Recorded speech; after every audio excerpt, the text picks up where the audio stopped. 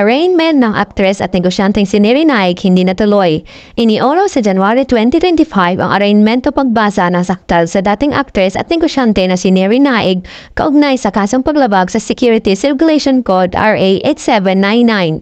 Nagtungo sa Regional Trial Court sa Pasay City kahapon ang kampo ng aktres para sa arraignment makaraang maghain ng motion to quash upang mapawalang bisa ang mga kasong isinampa laban sa kanya.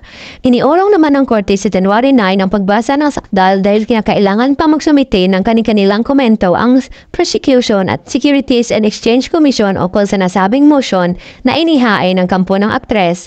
Ang kaso ay kaugnay sa pagbibenta umano ng aktres na securities na walang lisensya.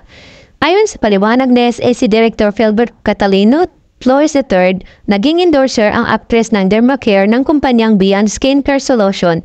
Pero bukod sa pagiging endorser, nanghihikayat umano ang aktres na mag-invest sa nasabing kumpanya kahit wala itong lisensya na isang paglabag sa regulasyon ng SAC.